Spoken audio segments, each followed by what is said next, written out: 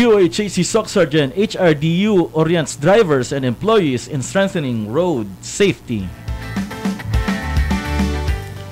Upang matiyak ang kaligtasan ng mga driver at empleyado ng Human Resource Development Unit ng Department of Health Center for Health Development SOC Sergeant Region, kamakailan ay nagsagawa ng isang komprehensibong orientasyon sa mga patakaran at regulasyon ng trapiko, gayon din ang kaligtasan sa kalsada na ginanap sa 4th floor conference hall ng DOHC SOC Sergeant Regional Office sa Coronadal City noong April 8 at 15, 2024. Ang pangunahing layunin ng orientasyon ay dagdagan ang kaalaman, kasanayan at saloobin ng mga driver at empleyado tungkol sa ligtas na pagmamaneho. Ibinahagi na Rowan Ralph M. Arellano at Brett E. Delandrino ng Land Transportation Office ng Region 12 at Nestor S. Lumawig ng Metro Fleet Transport and Logistic Corporation ang kanilang kaalaman sa mga tuntunin at regulasyon ng LTO at mga hakbang sa kaligtasan sa kalsada na sumasaklaw sa mga aspeto ng mabuting pag-uugali na angkop na dress code at higit pa. Sa kabilang dako naman, DOHC SOC Sergeant, LGUs at iba pang health offices ginunita ang World Immunization Week. Ang DOHC SOC Sergeant sa pagkipag-ugnayan ng mga local government units at health offices sa buong rehiyon ay ginunita ang World Immunization Week na ginanap sa Mitsayap, Cotabato at Esperanza, Sultan Kudarat noong April 24 at 26, 2024. Binigyang diin ng isang linggong pagdiriwang na may temang kapag bakuna ay kumpleto, lahat protektado, ang kahalagahan ng pagbabakuna sa pagprotekta sa mga individual at komunidad mula sa sakit na maiiwasan. Ang aktibidad sa Mitsayap ay ginanap sa Mitsayap Municipal Gymnasium at binigyang diin ni Vice Mayor Vivencio Doctoto Diomampo Jr. ang kritikal na papel ng pagbabakuna sa pangkalahatang kalusugan at kaligtasan. Nagsagawa rin ng isang seremonyal na pagbabakuna tulad ng tigdas, human papillomavirus, tetanus diphtheria at pneumococcal polysaccharide vaccine sa mga bata, buntis at mga senior citizen. Ginanap naman sa isa pang selebrasyon sa bayan ng Esperanza, Barangay Poblacion Gymnasium at iginiit ni Lorelai M. Resmundo, DMO4 ng Provincial DOH Office ng Sultan Kudarat ang kahalagahan ng mga bakuna sa pag-iwas sa iba't ibang sakit na idinaos din sa isa pang seremonyal na pagbabakuna.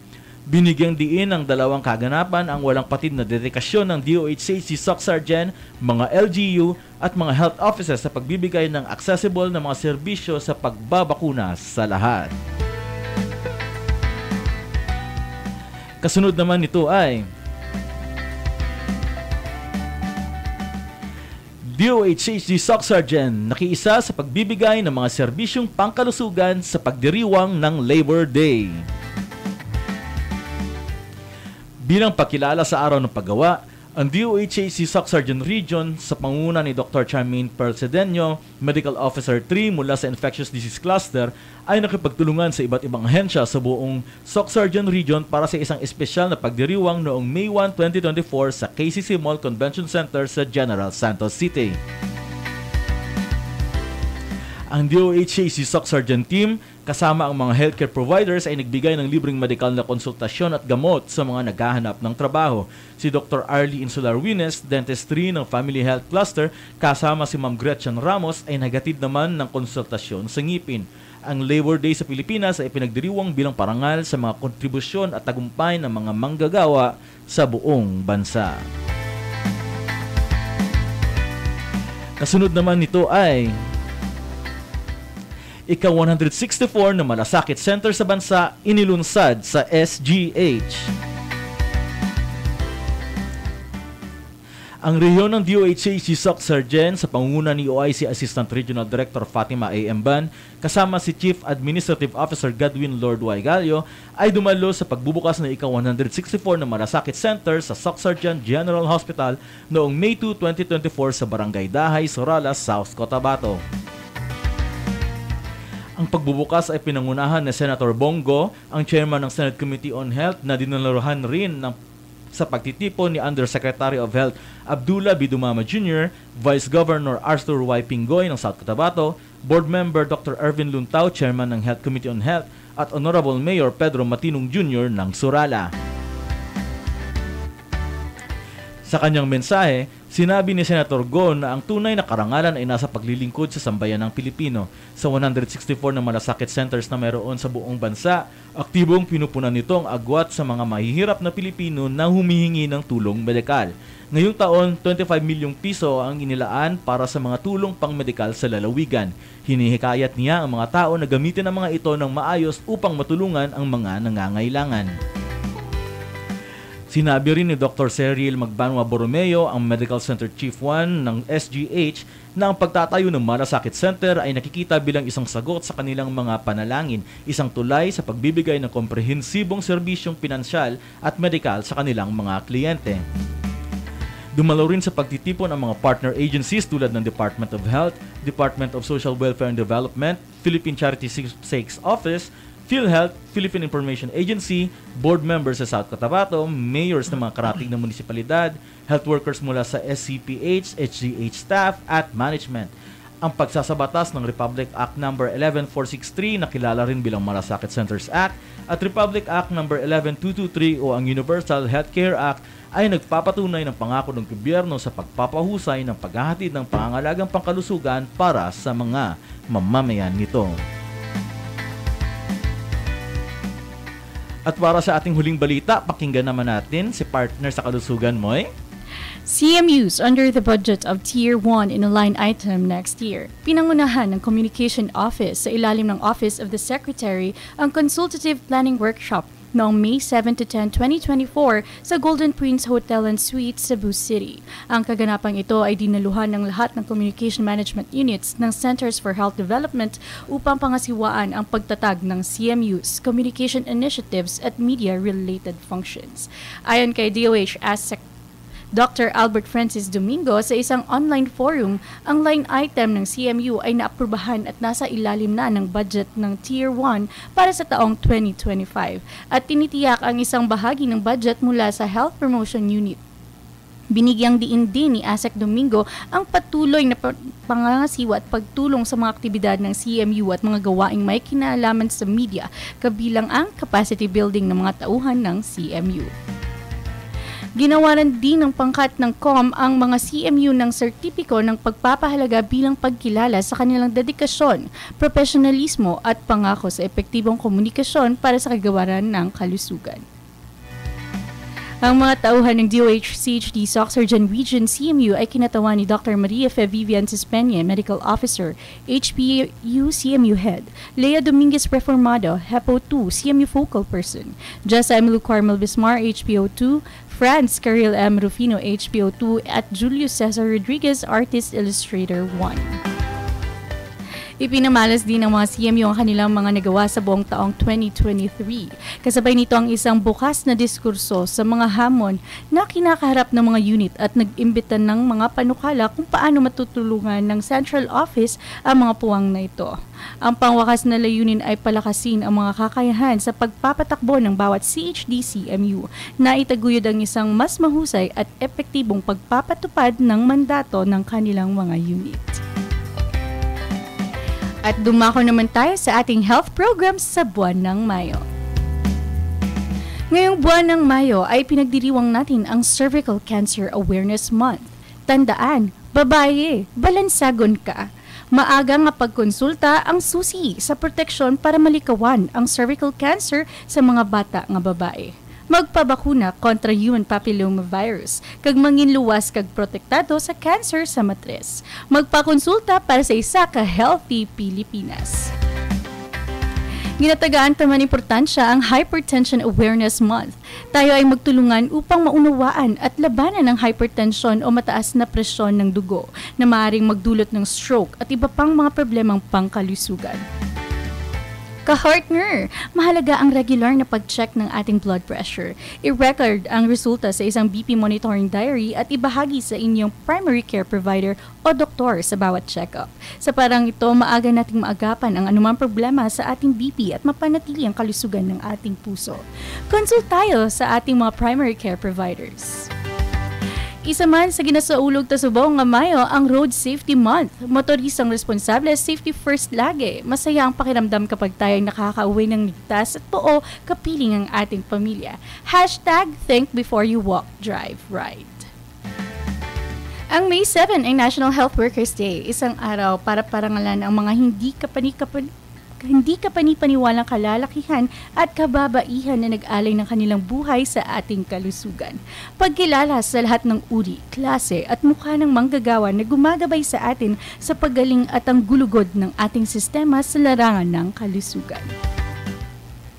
Hindi madali ang pinagdadaanan ng pagiging ina at ang ikalawang linggo ng Mayo ay ginugunitan natin ang Safe Motherhood Week. Pagmamahal na walang hinihintay, nakapalit ang pag-aalagang walang kapantay pagdating sa kalusugan at nutrisyon ang hatid natin para sa kanila. Stay happy and healthy for a #Healthy Pilipinas.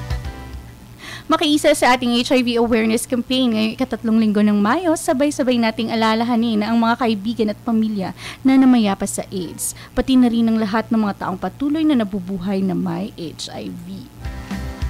Ang huling linggo ng Mayo ay International Thyroid Awareness Week. Ang May 25 naman ay World Thyroid Day at ang May 31 ay World No Tobacco Day. At sa muli yan po ang ating health program sa buwan ng Mayo. Ito po muli si Moy Bismar, balik sa iyo partner sa Kalusugan France. Yan, thank you partner. At yun po nagtatapos ang aming nakalap ng mga balita. Hatid sa atin ng DOH-CHD Sarjan Communication Management Unit, Servisyong Urgent, Servisyong Sarjan. Ako po muli si Franz Carilong Rufino at manatili po tayo nakaantabay sa ating programa. Sa pagbabalik, atin pong pag-uusapan ang Road Safety Awareness Month sa pagpasok natin sa buwan ng Mayo. Oras na para tumuon sa paggawa ng ating mga kalsada ng mas ligtas para sa lahat. Taon-taon, napakaraming buhay ang kumikitil ng mga aksidente at hindi mabilang ang iba pang mga nasusugatan. Kaya naman mamaya ating talakayin ang mga mahalagang alituntunin kung paano tayo maging mas responsableng mga driver, pedestrian at siklista. Kaya manatili po kayo nakaantabay dito lang sa Talakayan para sa ating kalusugan. Mga friends on the road! Siguraduhing ligtas ang kalsada para sa lahat. Always remember, Responsibilidad natin ang bawat isa. maging bahagi ng solusyon. Sundin ang mga batas trapiko at speed limit. Huwag uminom at magmaneho. Tumawid sa pedestrian lane. Huwag maglakad sa daan o mag-drive habang may kausap sa telepono. Gumamit ng bike lane hanggat maaari. Magsuot ng helmet at may reflector na damit. Sundin ang mga traffic signal. Iwas aksidente, iba yung diskarte. Sumunod sa batas para ligtas ang lahat. Isang paalaala mula sa Center for Health Development Region 12 sa pagdiriwang ng buwan ng Mayo bilang Road Safety Awareness Month. Ang buwan ng Mayo ay Cervical Cancer Awareness Month. Ang cervical cancer ay isang uri ng cancer sa matris na dulot ng human papilloma virus. Ang pagpapabakuna laban sa HPV ay nakapagpapababa ng tsansa na magkaroon ng cervical cancer para sa mga kababaihan. Kasabay ng regular screening kada 5 taon para sa mga kababaihan edad 25 hanggang 55 years old. Iwasan ang multiple sexual partners, itigil ang paninigarilyo at iwasan ang second-hand smoke. Labanan ang cervical cancer. Magpa-screen at magpabakuna. Para sa Healthy Pilipinas! Isang paalaala mula sa Center for Health Development Region 12 sa pagdiriwang ng buwan ng Mayo bilang Cervical Cancer Awareness Month.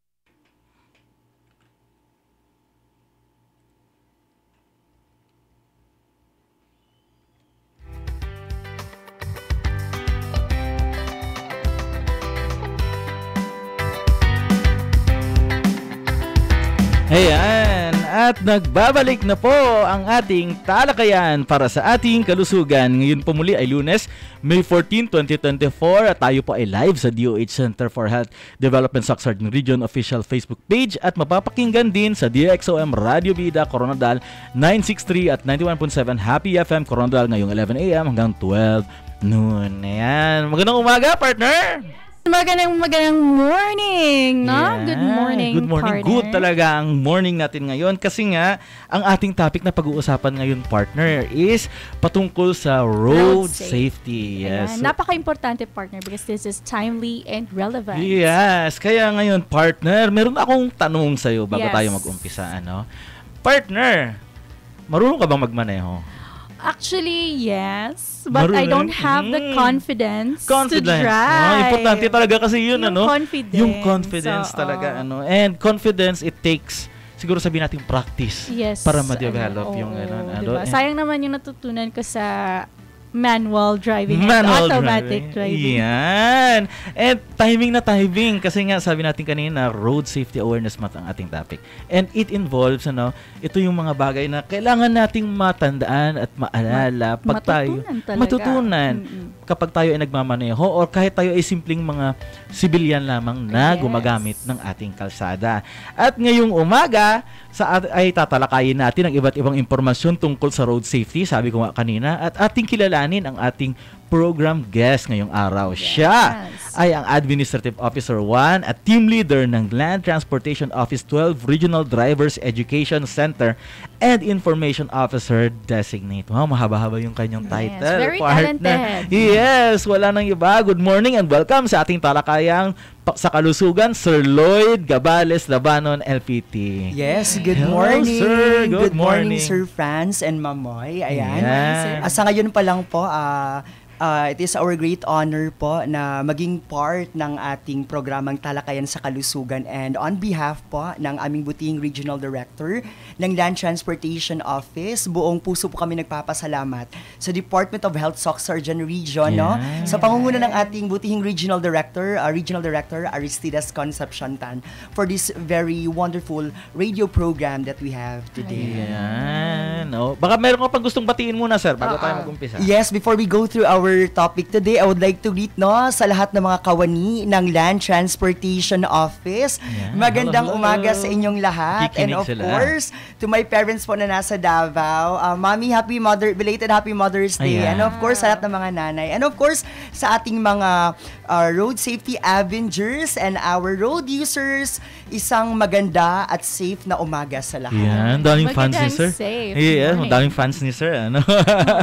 Talagang inaabangan siya ngayon. Yes. So sir, yan, yung topic po natin is road safety awareness ngayong month. Ano po ba yung sabihin na nating road safety at bakit kailangan itong malaman ng mga tao? Bakit meron talaga tayong buwan para sa ganito? Okay, sir, a very good question. Again, this is a presidential proclamation number 115-A that declares May as the month of road safety. So bakit natin i-dedicate si May as the celebration of the road safety month? Number one, we have to bear in mind po that road safety is not just the land transportation's responsibility, but everybody's responsibility. Lahat. Yes, road users, drivers, passengers, pedestrians, and cyclists. Because number one, road safety or road crash incident is a silent pandemic. Hindi natin alam that this is a silent pandemic. Marami. No? Yes po, sir, in our everyday lives, sa lahat ng araw na ginawa ng Panginoon, sa mga news, no? Sa different platforms ng ating media, hindi talaga nawawala or naa-absent ang road crash incidents, and it leads, according to, ito na lang sir, isa-cite ko na lang din po, ha? Sige, sir. It is according to World Health Organization, that it is estimated, road crashes estimates 1.3 million road traffic deaths every year. So that's 1.3 million? Yes po, sir. Marami pala. Yes po, and eto pa, sir, ha? According to United Nations Economic and Social Commission for the Asia Pacific, that 730,000 people in a year in Asia Pacific region, and one person killed in every 40 seconds. So equivalent nun is 2,000 lives a day. 2,000 lives a day. Grabe. Ang nawawala. Grabe pala, partner. Sabi nga ni sir, silent pandemic, hindi natin alam, marami na palang kinikitil. Oo. Parang araw-araw talaga, partner. Hindi siya absent sa lahat ng media platforms. Yes. May nare-report talaga locally na, nationwide, regional pa yan. Ano po ba yung mga sabihin na nating, kasi nga maraming cases na base sa ating data. Ano po ba yung mga common na mga kumbaga safety concerns dito sa Pilipinas? Bakit nagkakaroon tayo ng ganyan ng mga datos? Number one is education. Education. Yes, education talaga. Again po, education starts from within. So, yun nga na sinasabi mo kanina, ma'am, di ba, you have a conversation na, marunong ka bang mag-drive? Okay, it's very good na skillful tayo to drive. However po, maganda yung skills po pag papartneran natin ng knowledge. Ano po ba yung na-observe ninyo, sir? Bakit nyo nasabi yung knowledge? Yes, because po, marami naman pong marunong mag-drive. However po, yung ating mga drivers sa major, hindi ko naman nilalahat, but may mga drivers talaga po hindi marunong magbasa and marunong kumilatis ng road traffic signs and mga markings and pavements natin. Yes. That's the reality. Yan yung katotohanan. Yes, that's hindi the ba reality na na-observe? po. Yes po. Yes, sir. And isa yun sa mga rason bakit nagkakaroon tayo ng disgrasya. mga Yes, road disgrasya. Yeah. Yes, sir. Actually, tinatag na natin siya ngayon. Hindi na po siya disgrasya, but it is more into road crash incidents. Kasi po, when we say road disgrasya, crash. yes po, kasi when we say disgrasya, di ba hindi natin yan Unforeseen. Yes, unforeseen. Unforeseen. Yes. Ayan. So, hindi natin siya sinasadya. However po, si road crash kasi, pwede natin siya i-prevent. Yes. Pwede natin siya i-prevent, no? Yes, sir. Yun. Pwede natin siya i-prevent. Yan, okay. Yun yung una, sir. Sabi mo kanina, education. Meron po ba? Education talaga. Anong Knowledge. mga Education, pangalawa po, yung ating i-develop yung ating skills. skills? Doon papasok na yung skills. Yes po. But primarily po, the goal of the Regional Drivers Education Center po under ng Land Transportation Office is to have a safe Pilipinas because road crash incident is a health hazard today. Yes, health hazard. And kabilang actually yung violence and injury prevention, Yes. kabilang yun sa 7 Priority priority areas. areas. And isa doon yung sa road safety. Kaya nga, so dapat partner yung education and skills. Yes po. Plus the behavior of the driver. Yun Behavior. talaga. Oo. Behavior talaga. Para skills, Attitude. knowledge, attitude. Yes, Yes. SKA, skills, SKA. knowledge, and attitude. Yes. Ano po, Oo. may experience po ba kayo when it comes sa mga behavior Yes na po, nakikita niyo? most especially pag may mga road rages, no? Mga Ah. alitan. Yun talaga, Yes, road rage. yung, Yeah, yes, road road rage kasi may sudden na mag-overtake, nagalit yung driver kasi na-overtakean siya. So yun, doon nagsistart yung parang galit, no? May galit, susundan ko ito, bibilisan ko ito, dapat ako mauna. Yung una. Lahat yung, kasi gustong mauna. Yes, Oo lahat gusto nga, mauna, oo. where in fact nga, di ba, na kahit gaano man katulin ang takbo, makakarating makakarating din pa rin. sa paroroonan Oo. natin. And mas safe pa nga hindi Yes ba? Pag po. hindi nga ganun kabilis yung takbo niyo. Yes Yes, so, when it comes sa ganun po ba, education, skills, ano po yung mga usual? Sige, ito na lang. Yung mga usual yung na... mga usual na violation po ng mga Filipino when it comes sa road. Lalong-lalo na po dito sa region. Okay. Yes. Well, so let's go down to the regional level. No? So, based on our statistics, no, that the most common violation po being violated by our drivers, number 1 po is the wearing of the prescribed helmet and seat belts. Number 1 po. Wow, helmet and Where seat is belt. Yes po, number helmet 1. And seatbelt. hindi kasi, eto kasi hindi po dapat tayo magsuot lang ng helmet and magbuckle ng seatbelt. It's because may LTO or may highway patrol or may yan. deputized That's agent true. na Yes. LTO. Yes. Let us put in mind po that we are not just carrying our own lives, but we are carrying other lives too. So, ibig sabihin po, life ang pinag-uusapan natin dito. Sa road safety advocacy, we are into what? Into life. Yes, Yes, because we buhay. only live once. Yes. And then, we have to remember that meron tayong family na nag-aantay sa mga Naghihintay sa bahay. bahay. Yun talaga. Yeah. Yun nga, doon papasok sir, ito yung pinaka-obvious talaga, helmet, And saka seatbelt. seatbelt. Seatbelt, Actually, yeah. yung seatbelt kasi minsan hindi mo napapansin pag yung nagmamaneho na yung driver sa loob ng sasakyan. Pero yung helmet talaga, marami sa atin, Yes, yung nasa helmet siko. nasa siko. Yes, nasa siko. Mas pinoprotektahan pa yung siko kaysa sa ulo. Yes po. During our lectures po, sinasabi ko pa biro sa mga estudyante ko. Sabi ko, para saan ba talaga ang helmet? Yun, di ba? Of course. Para saan talaga yung helmet? A, para sa siko. B, para lalagyan ng ulam. Ulam, Kasi, yes, because we frequently, That's for ulam. Yes. Yes, nag-trending yan Yes, lalagyan ng ulam yung mga pinamalengke ni nani at ni tatay na Yes. sa helmet. Where in fact po, ginawa yan or it is created for our very own safety. Safety, yun yung purpose niya. Yes po. Yes, yan po talaga ang primary ni LTO. And eto pa sir, maisingit ko na lang po. Sige, sige. Isang top on our list po sa ating most common violated na mga land transportation special laws is reckless driving, no ORCR on hand, or not carried. Ewan ko bakit nila Not carried. iniiwan. Yeah, iniiwan sa bahay yung Kasi kanilang siguro wala ORCR. silang paglalagyan. Kasi di ba parang iisipin ng iba, dyan naman ako pupunta, dyan lang ako yun bibili. yung usual. Yes. Yun yung usual.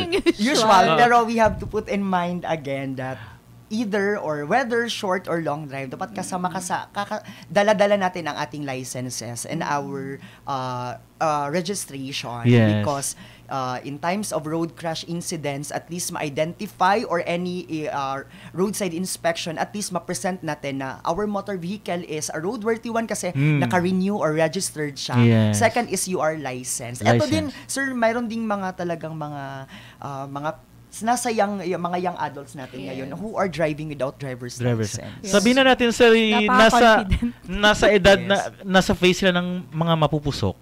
Yes, mapupusok, yung mga masyadong matatapang na pag nakahawak na ng motor, feeling nila sila na yung may-ari ng daan. May-ari ng daan. Nagpagawa ng daan. Yes, hindi naman natin dinidiscriminate. Again, pero based yun siya sa mga observations. Yes, observation and diba? into statistics talaga. Statistics tayo. talaga. And of course, again po, in LTO po, in the Regional Drivers Education Center, pinapangalagaan po talaga natin or pinapahalagaan natin ang buhay. Yeah. Again, road crash incident is a health hazard. Yes. Kaya naman, napaka-importante talagang mag-wear ng seatbelt, mag-wear ng helmet, dalhin ang ORCR licenses registrations, no? Kasi nga, it's for your own safety and the safety of the community. Nakapalibot yun. And isa pa, sir, comment ko lang siguro, balik lang doon sa helmet. May iba kasi, sir, merong helmet, pero yung helmet nila is pang bike. Pang skateboard. Hindi ba? I mean, again, no offense. Tinatawag natin under the category of a nutshell helmet. Yun siya for a protection ng ating head, no? Sa yung nutshell kasi ginagamit yun yung sa bisikleta, yung sa mga ating mga skateboards. And meron din ako nakita during our roadside inspection. May mga tao din talaga nag-wear ng construction helmet. May tie box pa talaga. Hard hat, parang gano'n. Hard hat talaga siya. Sinalian lang, sir. Sinalian siya. Tapos apprehended namin. Nag-insist talaga siya, sir, naka-helmet ako. But it is not the prescribed one. Yes. The standard one. So, in LTO po, we really encourage everybody to wear a standard protective helmet na merong tatak na ICC or Bureau of Standards na helmet. Kasi para din naman yan sa safety. Bumabalik doon sa sinabi ni sir, education, skills and attitude. Ayan. Alam mo, umpisa pa lang ng ating topic, pero madami. Ang dami na natin na pag-usapan. And it is exciting. Kaya, siguro magkaroon muna tayo ng kaunting break at ating ipagpatuloy ang ating pag-usap. Kaya wag pong kayong aalis at babalik po ang ating talakayan para sa ating kalusugan. Mga friends on the road! Siguraduhing ligtas ang kalsada para sa lahat. Always remember, responsibilidad natin ang bawat isa. maging bahagi ng solusyon. Sundin ang mga batas trapiko at speed limit. Huwag uminom at magmaneho. Tumawid sa pedestrian lane. Huwag maglakad sa daan o mag-drive habang may kausap sa telepono. Gumamit ng bike lane hanggat maaari. Magsuot ng helmet at may reflector na damit. Sundin ang mga traffic signal. Iwas aksidente, iba yung diskarte. Sumunod sa batas para ligtas ang lahat. Isang paalaala mula sa Center for Health Development Region 12 sa pagdiriwang ng buwan ng Mayo bilang Road Safety Awareness Month. Ang buwan ng Mayo ay Cervical Cancer Awareness Month. Ang cervical cancer ay isang uri ng cancer sa matris na dulot ng human papilloma virus. Ang pagpapabakuna laban sa HPV ay nakapagpapababa ng tsansa na magkaroon ng cervical cancer para sa mga kababaihan. Kasabay ng regular screening kada 5 taon para sa mga kababaihan edad 25 hanggang 55 years old. Iwasan ang multiple sexual partners, itigil ang paninigarilyo at iwasan ang second-hand smoke. Labanan ang cervical cancer. Magpa-screen at magpabakuna. Para sa Healthy Pilipinas! Isang paalaala mula sa Center for Health Development Region 12 sa pagdiriwang ng buwan ng Mayo bilang Cervical Cancer Awareness Month.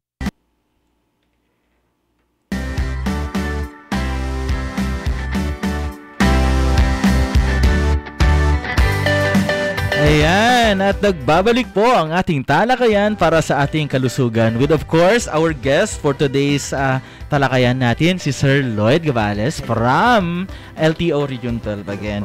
And siyempre ang ating partner sa kalusugan, Ma'am Moy Bisma. Ayan, so kanina nga, napag-usapan natin, medyo mainit yung ating topic kanina. And naputol tayo doon sa mga common na mga violations ng mga kababayan natin, And sige sir, meron pa po ba yung mga common na mga violations na huhuli ninyo sa ating mga kababayan? Ito, most common talaga is yung excess passengers sa motorcycles. Yes po. So, ilan po ba dapat yung exact eksaktong passenger dapat ng isang motorcycle? Okay, ang eksakto talaga na number po na ng passenger ng isang single motorcycle is 2 lang po. Only the driver and the back rider. Only 2 lang po talaga. 2 lang pala. 2 lang, Yes sir. po. 2 lang kasali ang driver. Baka Yes. iba sabihin 2 lang passenger. Naging 2 Oo, 2 plus 1. 2 plus 1, Hindi po, oo. 2 lang po talaga. I-clarify Ayan. talaga natin Clarify yan. natin ha, Yes po, kasi 2 lang po talaga. 2 lang. Yung driver lang, tsaka passenger. Passenger. Yes po. May experience po ba kayo ng ganyan, sir? Na maraming nahuhuling. Meron po during po sa kung may mga big activities po dito lalo sa city of festivities dito sa City of Coronadal during mga fiestas, no, nakikita natin na lalo na paggabi, no, nakikita natin yung mga kadalasan kasi masakit ang mata ko pag may nakikita ako sa daan kasi of course proactive tayo sa Yes, education yes. and road safety awareness advocacy so nakikita ko, it's very sad, nakikita ko yung mga bata na walang kamuang-muwang just riding the motorcycle. Tagpito po sa isang single motorcycle. Wow, habal-habal. Ito? Sabi naman sa habal-habal. Ito, yes. 5, 3. Aside sa kawawa yung motor, kawawa din yung Yes. mga kasi ngayon yung motor hindi rin built for ganun karami It's ng not mga built for 7 Oo, passengers. para sa It's pitong. overloading as Yes, a passenger overloading. po. At saka, and hazard din yun. hazard din yon sa part ng ating mga passengers as well as the drivers. Kasi we never know the road, we never know when will it come, di ba? Hindi tayo si Madam Auring nahula tayo ngayon na mamayan ako mag-helmet kasi mabungguan ako ng truck dyan sa may sarap. Yes. Hindi naman gano'n, Oo. di ba? Road crash incident, it comes in just a split of a Seconds. second and a blink of an eye. And hindi natin mati-turn back yung panahon na sana sinabi natin, sana nag-helmet ako. Yung mga what if natin na sana, what if, hindi na natin Yes. mababalik, The regrets sir. talaga. Yes. Lalo na sabi mo sir, di ba, pag piyesta, gabi. Gabi. Yes, gabi. Gabi kasi akala nila walang may nagbabantay. Yeah. Nakainom. Yan. Eto pa. Ayun pa. Yes. Oo, yun Drunk pa. driving. Yes, meron po ba tayong ganun na case dito? Yes po, Drunk yes po. Strict po ang ating implementation ng Republic Act 10056 or also known as the Anti-Drunk and Drug Driving Act of 2013. And eto reminders na lang po sa lahat po ng land transportation laws ni Land Transportation Office, eto po yung may pinakamataas na penalty. Yes, it is from 20 to 500,000 plus imprisonment. 20 to 500,000 plus Imprisonment. Yes po. imprisonment. Eto lang din po yung time na pwede tayo pababain sa sasakyan natin aside from kung meron mang road crash incident, no. Pwede tayong pababain request pababa sa ating mga sasakyan for a series of the field sobriety test. So, eto na, since dito na tayo sa Anti-Drunk and Drug Driving Act, i-discuss ko lang din yung 3 physical test or the field sobriety test na ginawa sige, sir. ng ating mga field enforcement officer. Number 1 is the eye test. Yung may pen light po, susundan ng apprehended driver to test po the focus. Yes, okay. the focus niya, susundan yung tip ng pen or the pen light. Second po is the walk and turn. Mag-walk siya 9 steps forward and then 9 steps backward. Iti-test ang kanyang balance, coordination. Yeah. And of course, yung pangatlo and the last one, not the last one, but the one leg stand. One leg stand for 30 seconds. So, dyan talaga makikita if that driver is intoxicated with alcohol plus if positive siya sa 3, naka-check yung 3, pumasa siya. Ito lang po yung examination na nakakatakot pag pumasa ka. Yes, hindi lahat na Check! Lahat ng examination ay magandang ipasa. No? Yes. Ito po sa ating field sobriety test, pag naipasa mo itong mga examination, naipasa mo ito, naka-check ka, okay, drunk driving, ito. Ito na, meron ikakandak na itong blood alcohol content examination. Okay. That's the blood alcohol content. Yes. Paano yan siya, sir? Meron tayong equipment, tinatawag nating alcohol breath analyzer, no? Na okay. i-analyze ng equipment or ng machine, no? Kung ikaw ay intoxicated with liquor or alcohol. And how much is yung threshold or yung lang, sir, na yung level ng na level of yes. alcohol? For the normal blood alcohol content, meron tayong 0.00. Okay, that's 0.00. yes po, for truck and bus, PUVs, PUJs, and motorcycles. Okay, so dapat hindi sila pwede mag-exceed ng 0.001. Okay, ibig sabihin pag nag-exceed sila sa number na yon, ibig sabihin po they are intoxicated with alcohol. And then meron din po tayong 0.005 na alcohol level po for private motor vehicles with 4,500 na gross weight. Yan, Yes. okay. May ganun So, meron talagang test. Yes, Yes, meron so- series of tests po. And then, Yes. if na-found out po ng ating law enforcement officer that you are positive in all the examination, so, of course, basin magsalasala ng espiritu mo, kay dalahon ka na sa sa police station. Among gid, Oo. dira gid na siya, no? Na check, tapos Yes. pak. Oo, kaya nga. So, sir, Bugtaw ano ka maganda, kaya gani. Maganda yun, yung mga iba-ibang mga topics natin. Yun yung mga ginagawa ninyo to apprehend. Yes, apprehend talaga, sir. yung And mga, of course, education talaga, sir. We really kanang continuously educate the young Yes. people talaga, sir. Because, di ba, ang kabataan ay pag-asa ng bayan. Paano kung mauubos, makitil ang buhay ng mga kabataan? Sino pa po ang susunod, ang diba? susunod pa na mga laga sa Pilipinas nating mahal? Oo, diba? hindi ko alam. Tawag yan, wika, parang pambansang wika, celebration din pala ngayon kasi grabe yung mga Yes, ano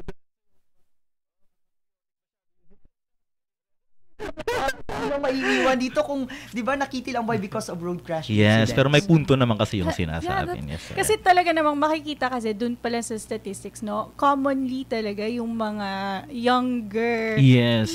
talaga. People generation, Oo. yes. So ngayon, sir, yun nga yung ginagawa ninyo para ma-apprehend, mahuli kung ano yung mga ginagawa, pagbabantay ninyo sa ating kalsada. Ano naman po ngayong celebration natin ng Road Safety Awareness Month? Meron po bang programa kayo na ginagawa To sa promote LTO? po. Opo. Okay, so eto po, yung number 1 program namin for the Road Safety Month, kahit hindi po siya Road Safety Month, we are continuously Whole doing year. it. Yes, the whole year round talaga siya. Where in fact po, we are commended, isasabi ko na lang din, liban sa pag-brag, but Sige, we are sige. commended during our exit conference with the Commission on Audit. We are commended for the free theoretical driving course conducted by the Land Transportation Office. Yung aming rigid and continuous giving comprehensive education to our students po sa ating mga Students. aspiring drivers Yan, natin. okay. Yes po. And then yung activities natin, meron tayong free theoretical driving courses, sir. No, that is already announced sa ating official Facebook page, sa ating Free official theoretical page, Facebook page. And then during this Road Safety Month po, we are glad to announce that meron po tayong Road Safety Advocacy Mobile Photography Contest. Ayan, may contest may pala. contest. Yes. Meron tayo, and Contest then si LTO. meron din tayong Road Safety Advocacy spoken word poetry. Ayan, mukhang Yun dun sa talaga bagay ka. nahulog yung makatang Oo nga. Ano po yung mga details, pag may mga interesado po ba, saan po ba sila pwede pumunta, sir? Okay po, actually this contest po is open to the tertiary institution, yung sa college level College po natin. level, And then, okay. ongoing po aming communications with the various colleges and universities within the region po to have to gather participants. So one colleges or universities is only allowed to participate po during the contest. Okay. Yes po. And then all of the other information po will be posted tomorrow, not later than tomorrow, sa aming official Facebook pages. Ayan. Yan. So, antabayanan din po yung post ng LTO sa kanilang official Facebook page. Yes. And nabanggit kasi ni Sir kanina yung students. Well, pag sinabi mo kasing students, Sir, di ba, lahat ng nag-a-aspire na mag-drive. Yes. Sa karamihan ng mga ganyan kasi yung mga nag-a-aspire, lalo yung nag-uumpisa, mga estudyante.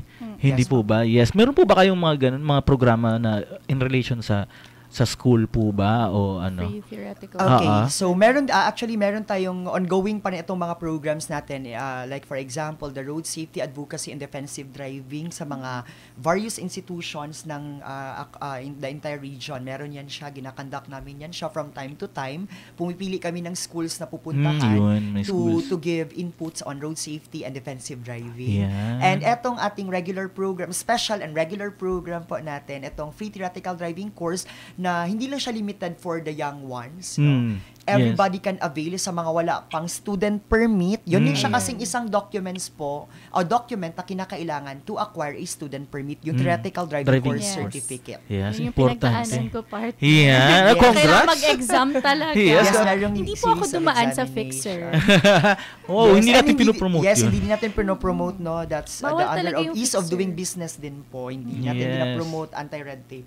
Yes, Bawal talaga. kasi nga doon ulit papasok ang sinabi ni Sir na education Education. and skills. Kasi pag dumaan ka doon, wala kang matutunan, partner. Yes And po. Diba? Exactly. yun, isa yun sa mga nakakadagdag sa hazard. Yes. At saka, partner, sir, may tanong po kasi kami dito sa online natin. Sige po. na Yes, ano, ma'am. Yes po. meron po bang penalty sa mga motorist na beating the red light? Yes kasi po. isa din po sila kasi ng cause ng road accident. Yes po. Meron po. That's disregarding traffic sign that is 1,000 pesos. 1,000 pesos. Yes po. Any sign that's being disregarded, that is 1,000 pesos. Yeah. Paano po ba yun nahuli yung mga ganun, sir? Kasi may iba... With the help po with our local law enforcement officers ng ating mga city, municipal traffic officers po na deputize nila ang transportation office, they can enforce kasi their municipal and city ordinances as well as po they can enforce po the Republic Act 4136 na in which nakaangkla silang transportation office. Yan. So, paalala pala, no, tamang partner na sabi mo, kasi nga kanina live tayo sa ating Facebook page. Pag meron po kayong mga katanungan with regarding po sa ating road safety, and nandito po tayong ating guest, pwede po kayong magtanong dahil mamaya atin pong ulit i-check, babasahin natin kung ano yung mga tanong po ninyo na pwedeng masagot ni Sir ngayon dito. Ayan, partner, again. Oo, marami akong natutunan. Yes. Nung una talaga yung about sa disgrasya, hindi na siya kinoko-note na gano'n. Yes, hindi na siya disgrasya. Road crash incident. Incidents. Oo, yun Yes. talaga. Kasi dapat you will come prepared all the time. And of course, driving entails physical, mental, and emotional activity. Preparedness. Yes. Yes, preparedness. And ito, ma-mention ko na lang din. Sige, sir. Yes, kasi meron din nagtatanong din dito kasi ano daw yung sa question sir, di ba? Yung daily routine sa pwede nating mabigay sa ating mga drivers. Sige, Okay, sir. simple lang po yung wag nating kalimutan before tayo aalis ng bahay, and then tinatawag natin siyang pre-trip inspection at tinatawag din yan siyang may acronym yan na blow bagets. Yes. Okay, alam niya. Alam mo Dumaan. Nakapagalitan ako ng instructor. Yes, Tama that's a good sign na at least hindi man natin mag-grasp lahat ng information, at least may retention kahit pa paano. Sige, si blow bagets po. Yung una, we have to check our battery. Yes. Hindi na aandar yan kung walang battery. Yeah. Letter L po is for lights. Yan. Lights, Pinaka-importante lalo na po dito sa ating mga ewan ko kung napapansin po natin sa may mga areas po talaga or may mga kalsada na walang street lights. So mahirap. No? Yeah. And during nighttime po, mas maraming road crash incidents and road crash collisions ang nangyayari during nighttime because of poor lighting ng sasakyan. Yan po, yan, importante lights. yun. Battery Yes, lights. Lights. O is for oil. Yan. Oil natin. W is for water. And B is for a brake. You have to check from time to time our brake kasi nahilis na siya, ma'am. Yes. Ang ating brake, pinaka-importante, you have to check our brake. And then, A is for air and accessories. Ayan. Air, check natin yung air ng tire as well as po yung accessories. Accessories po, it is the side mirrors, the windshield wipers, yung ating mga early warning devices. Ayan, dapat andyan din talaga yan sa atin. Yes. Blow bagets. Saan na tayo? Letter G is for gas. Hindi po yan kung walang gas. Ang mahal ng gas ngayon. But we have to, of course, check the level ng ating gas. And of course, letter E is for engine. Ayan. Marami din pong tinatawag nating mechanical error because of engine and brake failures. Yan. We have to check from time to time po. And then letter T is for tire. Marami din pong napuputokan ng gulong. Hindi lang po marami napuputokan during New Year, but napuputokan ng gulong, no? Yes. And it can lead to road crash incident, no? Our tire, importante po. Kung feel ninyo na ilang taon na yung tire ninyo, you have to check from time to time your tire, no? Yes. Very important yan. May lifespan din kasi. Yes, may lifespan ang ating mga tire. And letter S, pinaka-importante, i-check natin ang ating sarili. If we are able, no? We are really physically, and mentally stable to drive. Yan. Blow bagets. Yan. Okay. So, partner, again, very ang ating informative, ano? Pero magkakaroon muna tayo ng mabilisan lang na break naman, ano? So, wag po kayo muli aalis at magbabalik po ang ating talakayan para sa ating kalusugan. Mga friends on the road! Siguraduhing ligtas ang kalsada para sa lahat. Always remember, Responsibilidad natin ang bawat isa. maging bahagi ng solusyon. Sundin ang mga batas trapiko at speed limit. Huwag uminom at magmaneho. Tumawid sa pedestrian lane. Huwag maglakad sa daan o mag-drive habang may kausap sa telepono. Gumamit ng bike lane hanggat maaari. Magsuot ng helmet at may reflector na damit. Sundin ang mga traffic signal. Iwas aksidente, iba yung diskarte. Sumunod sa batas para ligtas ang lahat. Isang paalaala mula sa Center for Health Development Region 12 sa pagdiriwang ng buwan ng Mayo bilang Road Safety Awareness Month. Ang buwan ng Mayo ay Cervical Cancer Awareness Month. Ang cervical cancer ay isang uri ng cancer sa matris na dulot ng human papilloma virus. Ang pagpapabakuna laban sa HPV ay nakapagpapababa ng tsansa na magkaroon ng cervical cancer para sa mga kababaihan. Kasabay ng regular screening kada 5 taon para sa mga kababaihan edad 25 hanggang 55 years old. Iwasan ang multiple sexual partners, itigil ang paninigarilyo at iwasan ang second-hand smoke. Labanan ang cervical cancer. Magpa-screen at magbabakuna. Para sa Healthy Pilipinas! Isang paalaala mula sa Center for Health Development Region 12 sa pagdiriwang ng buwan ng Mayo bilang Cervical Cancer Awareness Month.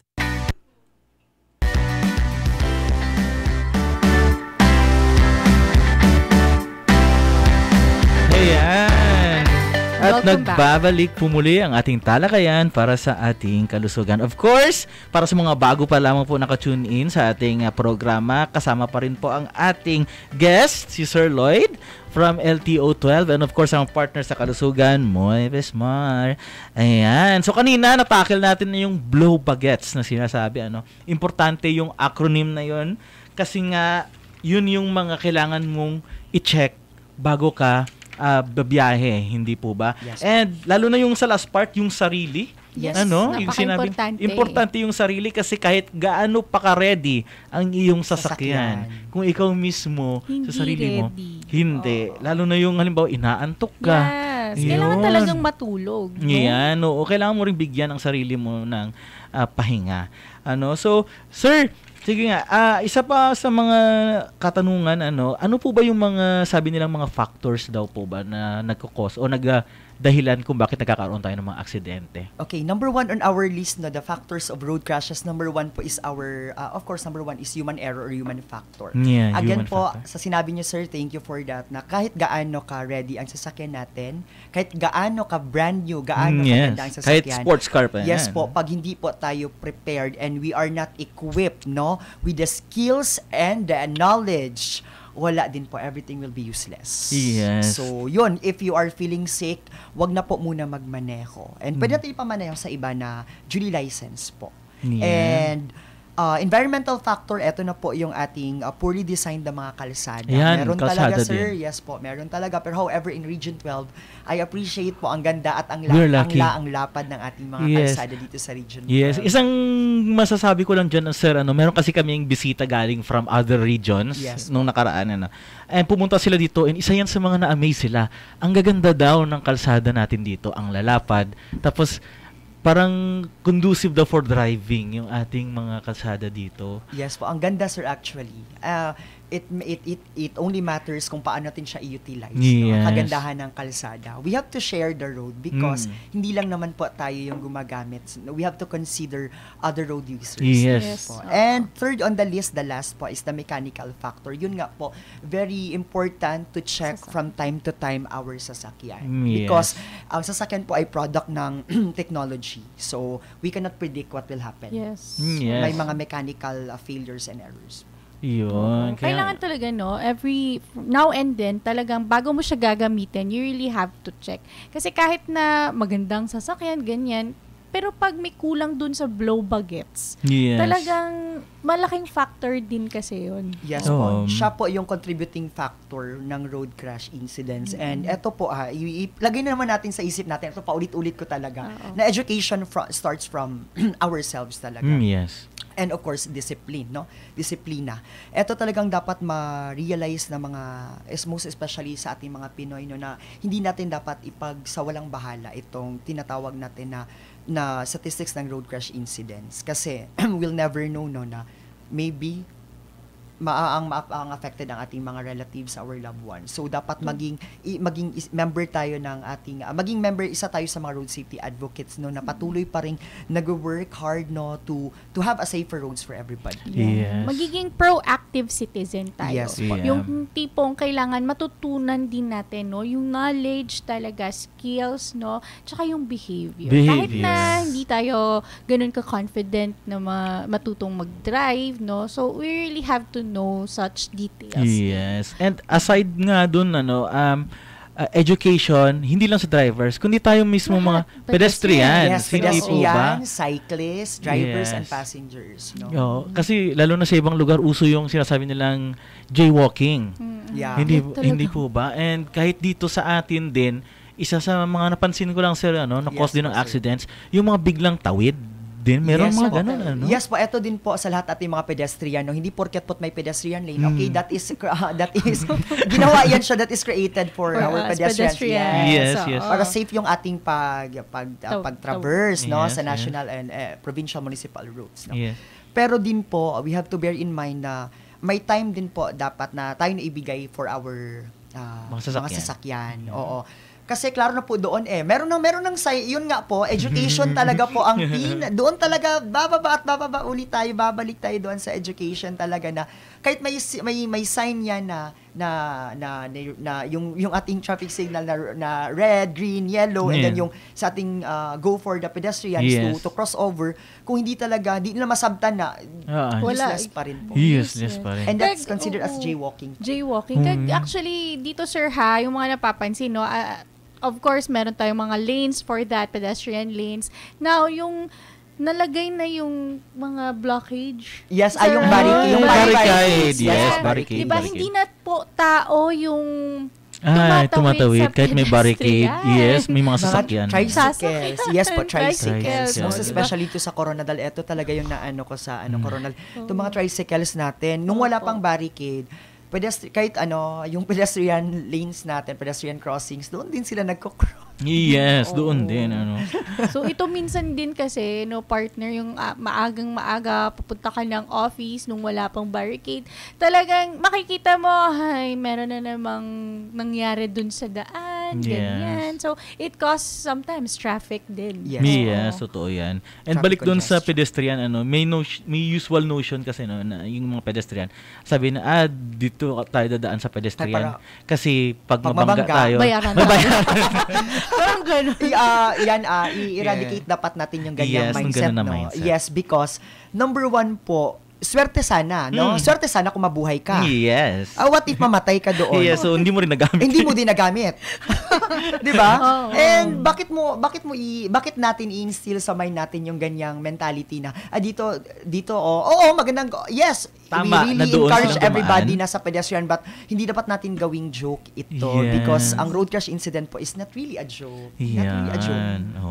O syempre kung tatawid ka, stop, look, and listen. Yes, tama yan. Huwag mong i-risk na yun. Huwag na mag-risk, no? Kung hindi sila nagsa-stop or nagsa-slow down, then it's an indicator na they won't stop anytime soon. Yes, and then eto din po, paalala sa ating mga pedestrian, huwag po tayong gumamit ng cellphone when crossing po.